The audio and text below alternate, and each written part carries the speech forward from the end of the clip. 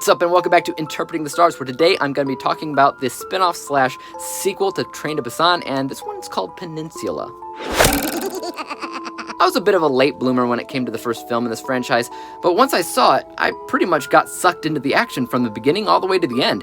It was a very contained, consistent, and honestly kind of claustrophobic film that somehow was able to juggle high-octane action with really believable and emotionally driven performances. It wasn't a movie to miss, especially if you were a fan of zombie films. Needless to say, like many others, I was definitely really excited to see this movie about a group of individuals with insane legerity. Let's get cracking. This review is brought to you by the word of the day, legerity, swiftness of motion. Peninsula takes place 4 years after the events of Train to Busan. For the most part, all of South Korea has been quarantined off, and every healthy survivor has been moved out. The dead now walk the empty streets. That is, until a brand new group of individuals agree to go back to South Korea to find a specific food truck that is told to contain bags of money worth $20 million. As I said, I really liked the first Train to Busan film.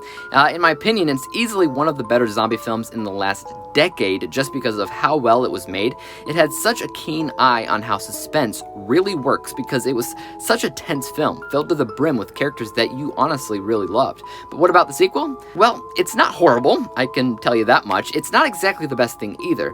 That being said, it does have a ton of really great action sequences. The first action sequence in the movie takes place on a cruise ship, and that specifically is potentially the best scene out of the entire film. In fact, if it were up to me, I would have made the entire movie, or at least the first 2 acts, take place on that boat, and then maybe have the zombie-filled boat hit land and another country is infected with zombies. That would have kept everything a lot more contained and claustrophobic, just like the first movie.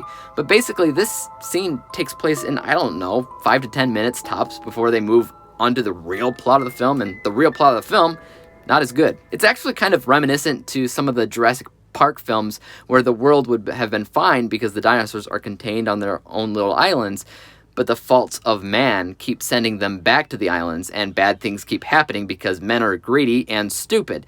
Same thing here. If nobody went to South Korea for that truck full of money, nobody would have died or been in trouble. But once again, greed becomes the culprit of all bad things that happen. That idea alone, not horrible. It just gets a little bit convoluted because this group of people that go to South Korea together all get separated and they carry out their own little missions, so it's no longer contained. Everybody's off doing their own little thing, and I hate that because it starts to feel like everything's just watered way too thin. But again, this is a series that consistently focuses on a lot of action, and the action is once again very, very good. There's the opening scene on the boat, that's awesome. Some car chase stuff works out pretty well, and there's an arena in the film that's also pretty exciting. There's little moments here and there throughout the movie, scattered throughout, that are just as good with action as the first film, I feel like. But the problem really just comes down to how well the movie is paced, which is just not as good as the first film. And because it's so watered down, you just feel the length of this one so much more than the original movie. There's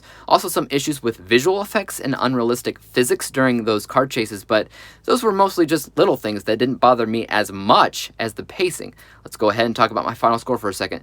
This is one of those films where my bias score agrees with my unbiased score, because in both scenarios, I think the film is decent, but not everything it could have been, and significantly worse than the first one. Both my scores for the unbiased and biased score are 70% because it's a movie that all around was made pretty well, but it just didn't blow my socks off. When we average out the 2 scores together, we obviously come down to the final rating of 70%, 70 out of 100 possible stars, or a C- letter grade.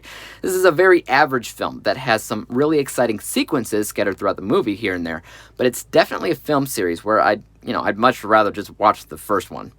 Guys, let me know your thoughts on Peninsula in the comments section down below. Do you think that it lived up to the hype of the first film, or were you kind of left disappointed overall? Let me know, and as for YouTube, you guys know what to do. Hit the thumbs up button if you enjoyed this review, because there's always more like it coming out each and every single day. Hit the subscribe button and bell to be notified when I come out with my next review, and until then, peace out. Dave examines movies we just watch for fun.